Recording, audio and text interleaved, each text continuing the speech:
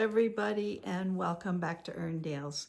My name is Dale, and I'm coming to you from Manitoba, Canada, where we are looking a little bit more like spring than we have been in the last few weeks. It's been melting. There's actually grass showing around the house, which, oh gosh, that's just winding me up like crazy.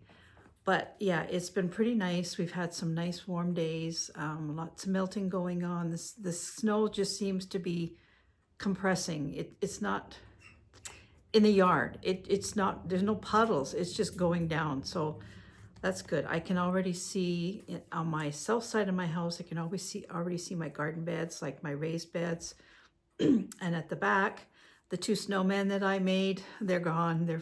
Their scarves and their hats are laying on the snow. I have to go out and grab those things. But yeah, it's looking more positive than it has been.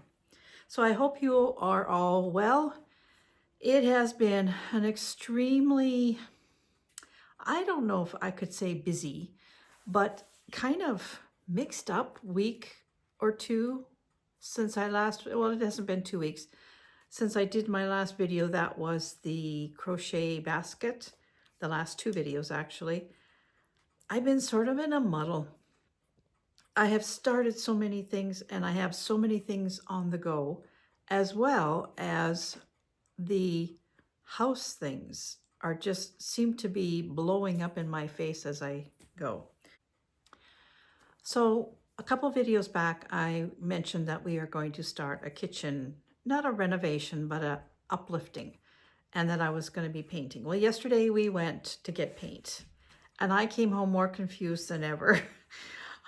My kitchen, as you can see, is a dark green. It's beautiful. I've always loved it since I've done that, but we need a change. I need a change. This is me. I don't keep my furniture in the same place for long. I'm always moving things around from room to room, from, within the room. And I'm amazed that I've left that kitchen for 10 years. I really am amazed. But that tells me how much I really do love it.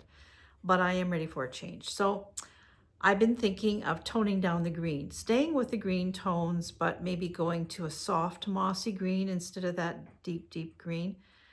Well, yesterday I had that in mind, and we went to a facility that had lots and lots of paint, way too much paint, because now I am so confused.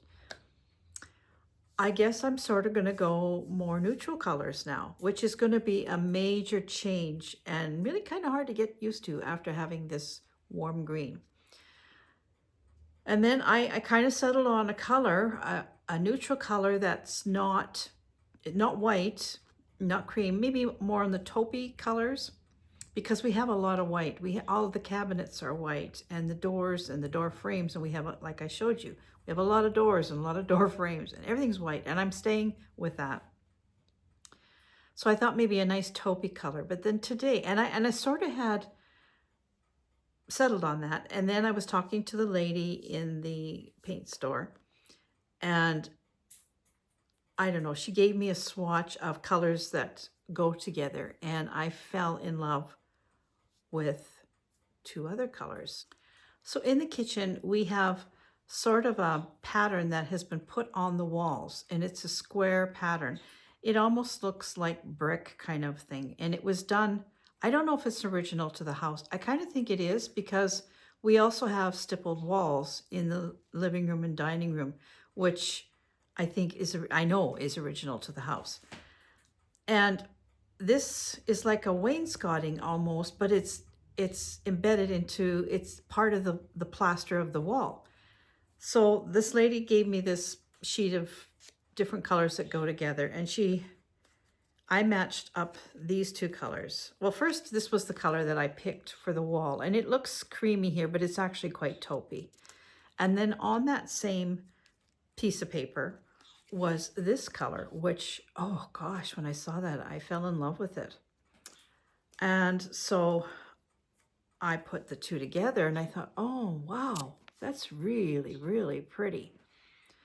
And I thought, well, I'll just put these on the wall. I was thinking either one or the other for my walls. And I was going very heavily with this one. And then I came home and I put them up on the wall, and I noticed that there's this imprint on the bottom half of the wall. Actually, it's a little more than the bottom half. It's quite tall.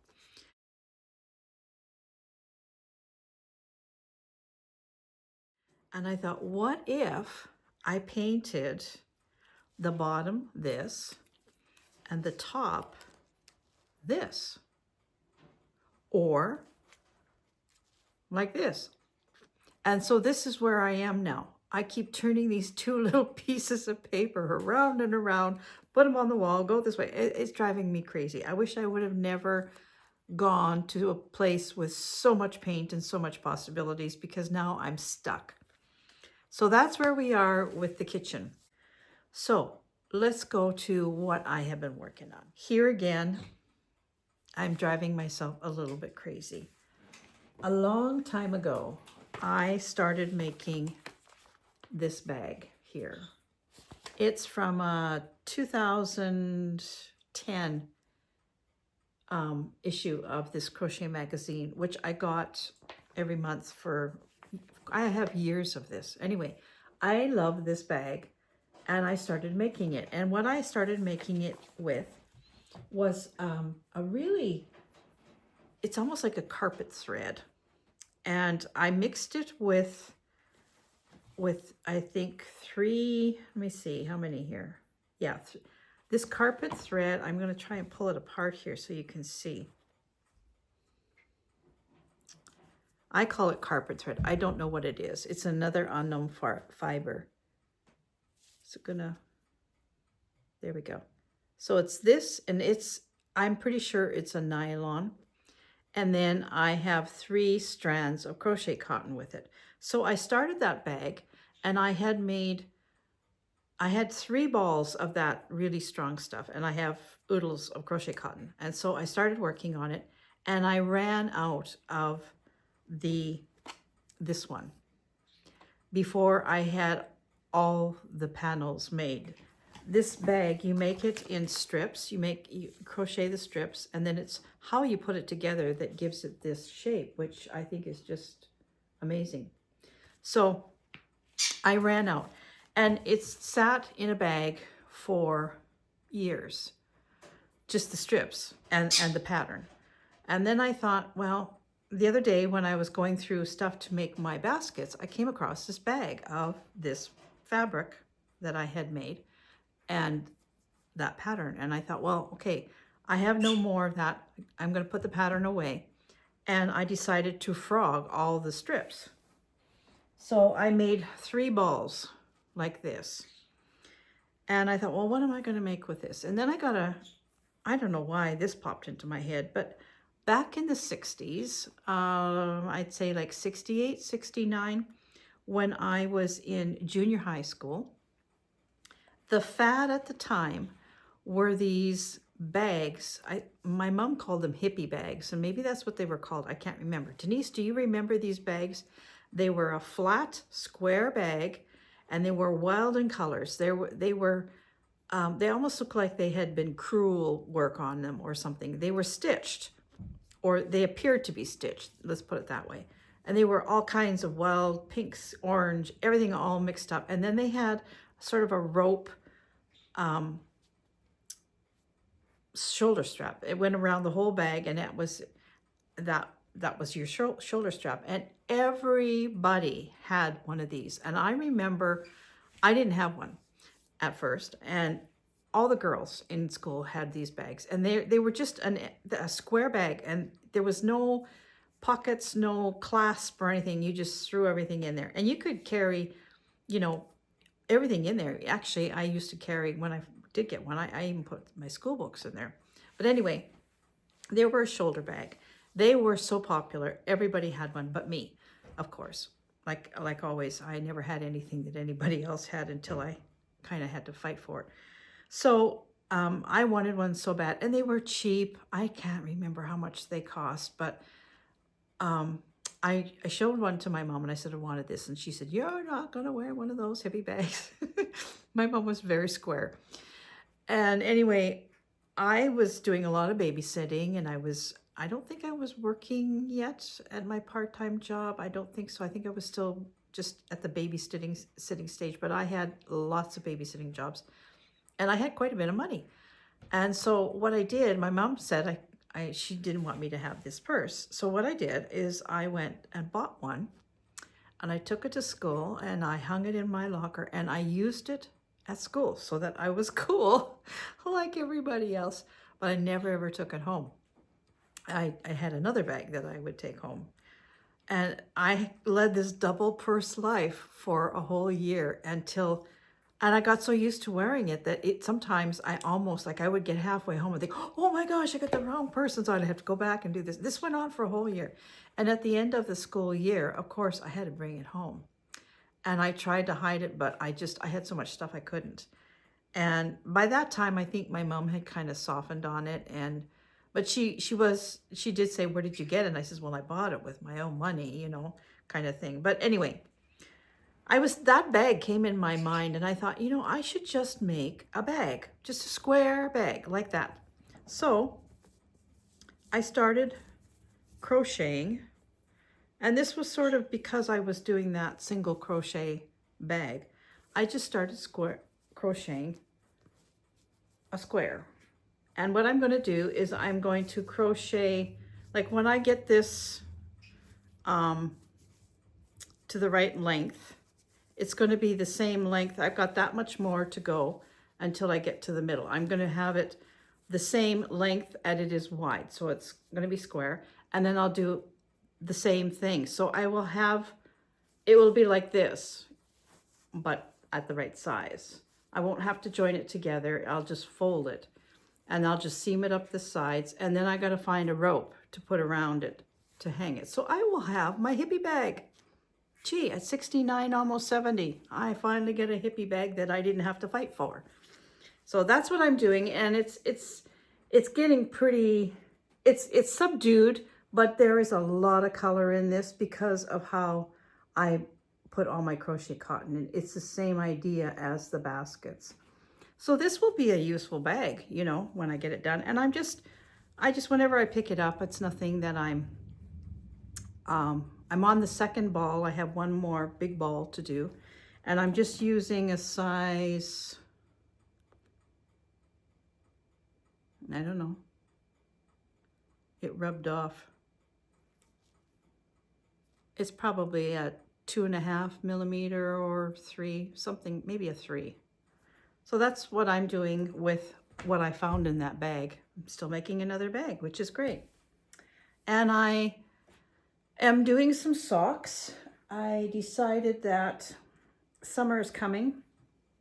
I do not wear long socks in the summer. I wear shorty socks. So I started a little pair of shorty socks for myself. Just using up scraps. I'm just using up 2 balls of, I don't even know, Croy maybe, and I don't know, this isn't Croy, but I don't know what it is. And I'm just making myself some shorty socks. I did start the second one because I just wanted to make sure that I had the exact thing at the top. So this one is going to be, I'm just starting the heel flap on this one, but I'll finish this one first. So I'm doing that, using up, I have so much little balls of yarn. I decided this is a good way to get rid of that, is make myself some shorty socks, because that's all I will be wearing in my running shoes mostly. I don't even wear socks in the summer. I just have flip-flops, but when I do wear a running shoe, this is what I will wear. So I've been making that. And I've also been, I started a tam, and it was going really lovely and everything. But just this morning I was looking at it and I thought, you know what, I'll never wear this. I'm not a tam wearer. I'm barely a hat wearer in the wintertime. Why am I making myself a tam? So I'm going to frog this, and I'm going to turn this into a pair of socks for somebody. I have an idea. I have a couple of balls of this. I think this is Croy. I don't know what the colorway is, but yeah, it's actually quite pretty though. So that's going to get frogged. And then the other thing I'm doing is something that if you're a sock knitter and you gift socks to your husband who wears them out, this is something you have to do. So this is a pair of Gary's socks. And I think I knit these last year. He lives in these all winter long. He has several pairs like this, heavy socks. But yeah, he's so hard on the heels. So I don't have a mushroom to darn heels. And I've tried darning them without a ball or something, and I didn't, it just doesn't work. So I got out my old softball from junior high, or actually from grade school. This was my softball. So now I can do some really good mending. This one isn't too bad, but this one, these other pair, that's not the one. These other pair are really bad. Well, no, I've sort of fixed them, but yeah, he just wears them out right at the tip of the heel. However, I have my mom's old knitting books, and there's a sock knitting book there, and it's from the 40s, I believe. I'm pretty sure it was from the war years anyway. And there is a pattern in there, and I'm going to give it a try on his socks. There's a pattern in there where you do the heel. It's called a Dutch heel, and you put in a safety line in your heel, but somehow you Kitchener stitch the heel together. So if you have a thing like this, you can open it up, take that down, add your thing, Kitchener it again. And I think that's pretty brilliant, actually.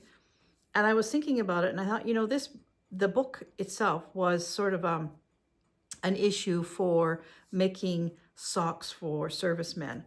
And I thought, you know, that's probably why it was designed this way, is because I'm sure they were very hard on their wool socks. They had boots and, you know, lots of walking. And so I'm going to give it a try on a pair of his socks and see how it works. And if it works really good, I'll show you how it's done. But I have to read up on it a bit. And while we're talking yarn, Lichen and Lace had, I don't know, was it a sale or did she just send me an email with all the different minis? And I just had to, because I want to do color work, but I have no solid colors to do color work. I have most of my yarn, my sock yarn is things like this. So I thought, you know, if I get, like, I mean, I could make socks out of these minis. They're designed to make a pair of socks. And this one I might yet do that with, but I really did buy it so that I would have some solid colors to do some color work. So yeah, I'm going to leave this the way it is right now, and I'm not going to wind it up, cake it up, because then I will be knitting socks the way it's intended.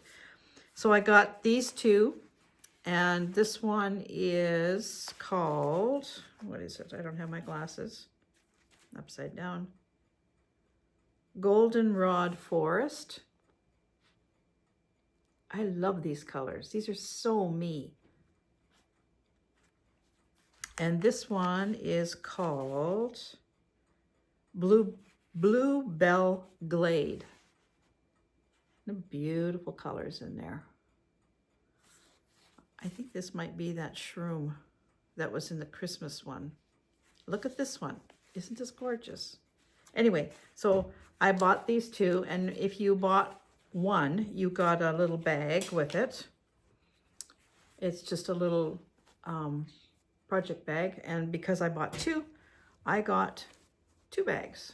So that's great. Another little project bag for making socks, which these are the kind that I like. I don't like a big bag for socks because, you know, you don't need a big bag. You just need a little bag. And then also she put in a stitch marker, which, again, I don't have my glasses on. It says, Live, Laugh, Love. Can I show you it? I don't think it'll pick up. Maybe it will. Yeah, so that was a lovely thing to get in the mail. So that is it for the yarny part. I'm going to show you my comfort cloth and my hand stitching stuff that I've been working on. Before I do that, I'm just going to say these next few weeks are going to be so busy because seeding is starting this weekend. I am going to sow all my seeds this weekend, and I have been buying seeds like crazy. Every time I go into a store that's got a seed rack, I'm just like, I'm right there. So yeah, I've got the soil I need. I got myself some peat moss, which I like to mix peat moss into my soil. I don't really like using starter seed soil.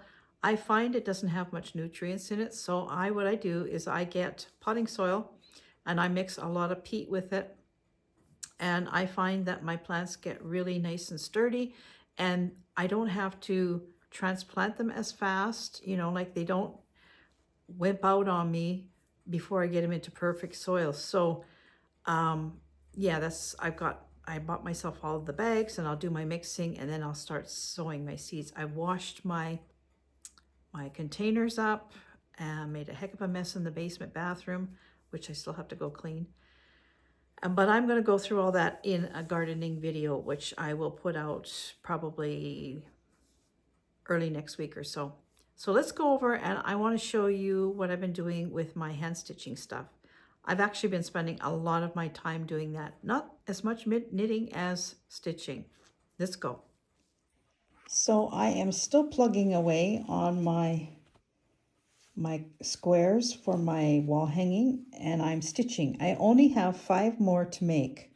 I had 9 last week to make, and I've made 4, so I've only got 5 more. I'll make 1 extra just in case one of them isn't to my liking. But now I'm just stitching them. I'm just doing the hand stitching now. So this is a slower process. I do this in the evening if I'm watching TV, or if I'm watching, even sometimes if I'm following a YouTube video or something, I'll just sit and stitch and listen. I won't necessarily watch. So this is creating such a nice fabric.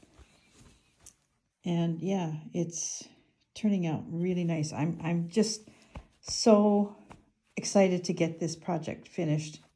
I have to stitch all of these, and then I have to put them all together, and then I'm done. So yeah, this is coming along. It's slow, and I knew it would be a slow process. If I have this done by summer, I'll be lucky.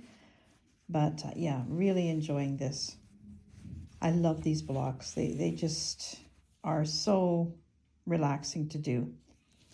And then my comfort cloth, I'm just going to put that aside. I have been stitching on this. Here's the back side of January. I have my 2 pieces put together now. Just let me pull this down. So this is January. This is me. And what I did was I put a woven piece in the middle representing the love and the care and the wovenness of some of the special women in my life. So my mom and my mother-in-law, Olga, and my Auntie Annie, who was my mom's sister. These are all women who had a great influence on me growing up throughout my lifetime. My Aunt Margaret, and this is Olga R. That's my Aunt Olga. Beverly is my sister-in-law. Gail, one of my other sister-in-laws. Iris, who was an elderly lady that sort of was like a grandmother to me. And Effie, who was my great-grandmother. And over here, I'm stitching just things about music because I don't remember what the first name was of my music teacher that I had, my piano teacher, and she was a major influence in my life as well. So this is going to be her little corner. So this block I'm still stitching on. The stitching takes the longest, it's easy to put the blocks together. So I'm not beating myself up that I haven't finished the stitching on this. I'm just going to keep this. This is a year-long project. So I don't care if I haven't completed January or February, it'll get done. I have a whole year to do it. And once I'm no longer stitching on that, which is taking a lot of my stitching time, this, I'm actually working on two big stitching projects. So I am cutting myself slack. I want this on my wall, so I'm really pushing to do this, but I do a little bit of this too. As long as I get my panels together, I think that I'm not going to fuss about this so much until I get this done. Then I can concentrate on catching up. But I have done a lot of stitching even so. You can see that there's a lot of stitching been done on this.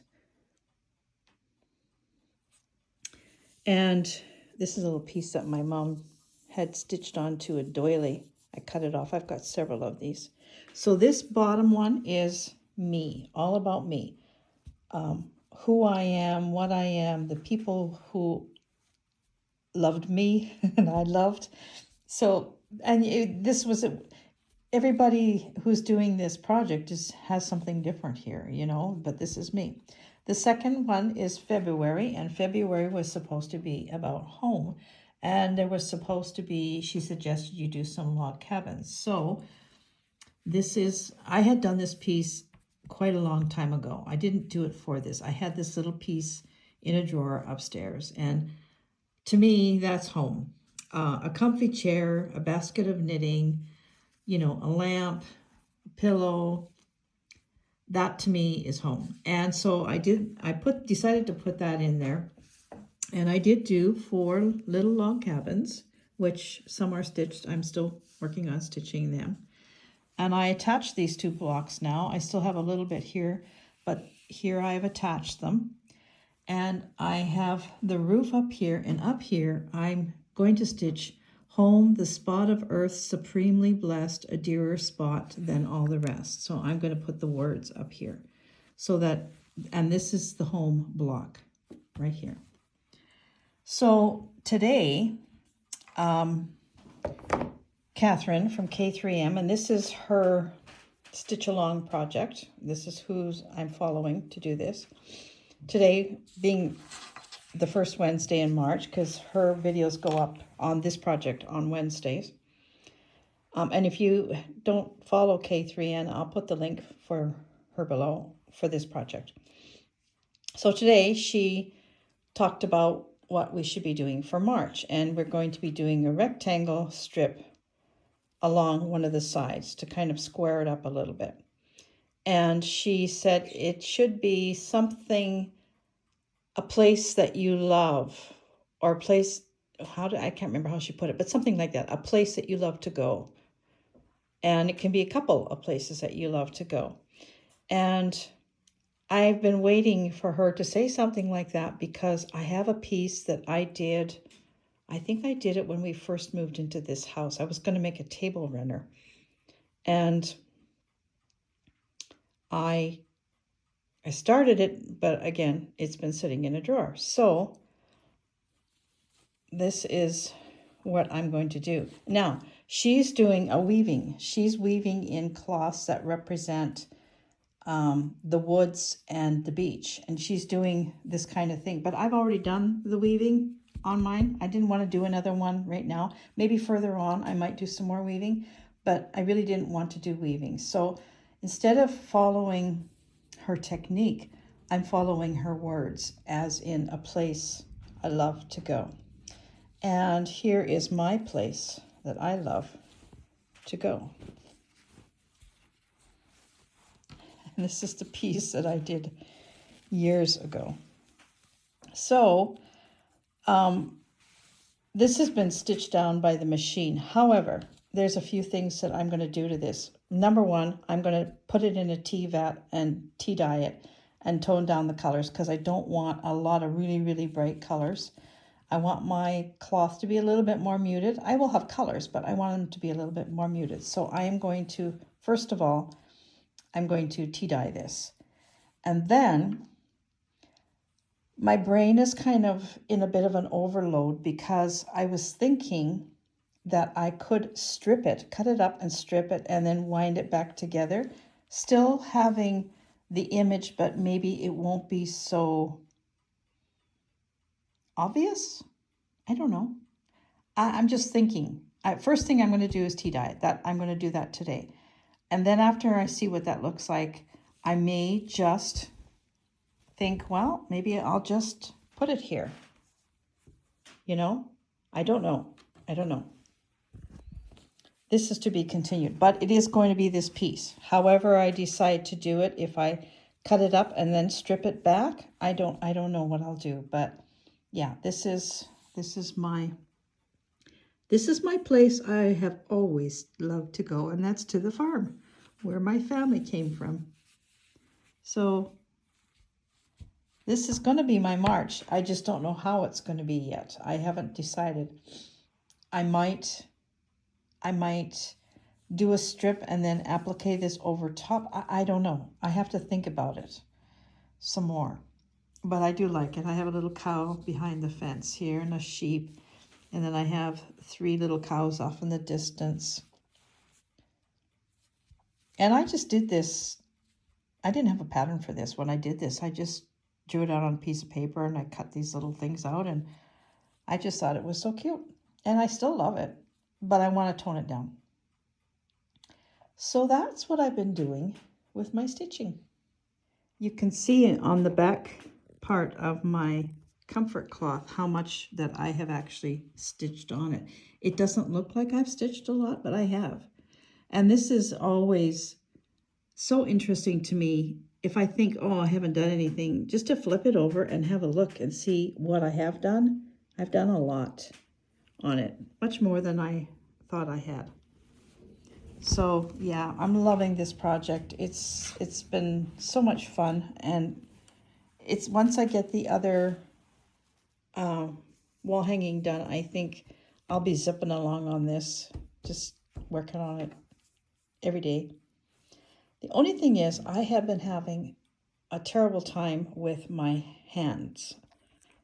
This finger in particular, the pushing finger, you know, where you push the needle through. Or I push the needle through. I don't know if everybody does it that way. And I'm not a thimble user. I've tried. This is my great-grandmother Effie's thimble. And you can see she was a quilter. Look at how... I'm just going to pick this up with a different hand. There we go. Look at it. That's why Effie is on this.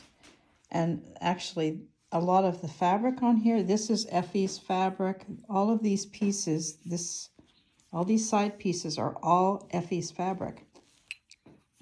But yeah, this was her thimble. And I can wear it on my left hand, but I can't wear it on my right hand. I don't know. I can't stand the feel of it. And I don't like not being able to feel the needle for some reason. So I thought, okay, it's not working. Let's get one of these kind. Well, this goes nowhere near where I push. I've tried, this isn't too bad, but when I put it on my middle finger, it's totally in the wrong spot somehow. So that was no good.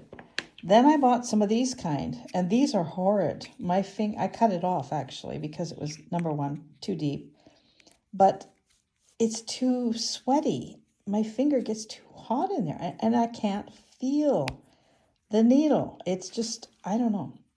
So then I thought, well, okay, let's go to leather. I've heard so many people talk about, so I got some of these, and I can't stand them either. So, I mean, I made myself, when I quilted that quilt there, I did it by hand, and I made myself a thimble out of packing tape. No, not packing tape, painting tape. You know, the green stuff? And I made myself, I just wrapped it, and I fashioned a thimble. And that was the best thimble that I've ever had. And I might just make myself another one because it worked. It protected my finger, but I could still feel everything really, really well. So I just thought I would mention thimbles because I'm just getting such a massive collection of different thimbles and I still don't wear them. So that's what I've been up to. I have Lots of projects on the go. I was in the freezer the other day and I discovered many bags of rhubarb that I put together last year in June or July, probably June, because I couldn't do anything with my shoulder. I froze it all because I make rhubarb jam. It's jam. But I couldn't do it at the time, and I thought, well, I'll just freeze it, and then I can do it later on when I can do it. Well, I completely forgot about it until I was deep diving in the freezer, and I come across all this. So I have to make jam this week sometime, or this weekend. I've been doing a lot of baking. I bake bread, and today I'm going to bake some cinnamon buns, and I've been doing quite a bit of cooking as well, which Gary and I really share the cooking. He's a pretty good cook because all the years that I worked full time, he always got supper going and it was ready when I came home. So that was wonderful because he worked from home. So he does a lot of the cooking, but I have been kind of wanting to cook. So I've been making lots of soups and stews, and I like that kind of comfort food. Spaghetti and, lasagna, all that kind of stuff. So I've been doing a lot of that, but also there's a big project downstairs that needs to be done. And I would really like to get it done soon because it's something that it's an area of it's our cold room actually down in the basement. And I've taken a little video and I'll show it to you in the next video. It's kind of a scary room right now, but it could be wonderful if we would just do a little work on it. So there's lots of things coming up. I'm going to be probably doing less crafting and more other stuff in the days and months to come. Once I get the seeds started, I'm going to be caught up with all of that. And certainly I'm going to be planning out my gardens. And once the snow is gone, I'm outside. I can't believe it, but I have noticed in the last week the return of some of the little birds that I have not seen. House sparrows. The sparrows disappeared this winter, and usually they're here all winter. I feed them, but they are flocking. There's so much bird movement out there. Every time I look out, I'm seeing birds flying, and that is a good indication of spring. There's a pair of mourning doves are back, which is way early for them. I think I saw a crow, which is a very good sign of spring. So yeah, it just has that really good feeling. And this weekend, the time changes. We go forward, and so the day is going to be longer, and the mornings are going to be darker, but the evenings are going to be much lighter. And even right now, we are almost, I think it's about 6:40 and it's still light out. So, you add that on and that's going to make a big difference, just in everything. So this is a great time coming for me. I love spring, but it's very busy time, and I'm trying to, I really want to get out walking because, I've been sitting now on my derriere going this way because I haven't been able to do things, first of all. And then we had such icy snow. The weather's just been so up and down all winter long that I've been afraid to go out and walk. So I haven't been walking. And so I need to start moving more, because if I don't, I'm going to really pay for it come springtime when I'm having to be out there working. So wish me luck that I can get moving. Right now, it's just solid sheets of ice everywhere you go. So no walking yet. Even in the yard, I can't even get to the bird feeders right now because it's just ice everywhere. And it's not nice, smooth ice that you could actually put on I've got some of those ice gripper things that you put on, but it's this kind of ice, like ruddy. And those things work, but not so much on that kind of thing, I don't find. So I've talked long enough. I hope you enjoyed this. Don't forget to subscribe, give me a thumbs up, share, comment. That all helps my algorithm And I will see you with a gardening video next, probably in a few days, hopefully in a few days. Take care of yourself. Take off all the stress in your life. Switch off of all the nasty stuff that's going on in our world right now. And craft on. Whatever you do that gives you joy, do more of it right now. That's what we all need. Thank you for watching so much, and I will see you real soon. Bye for now.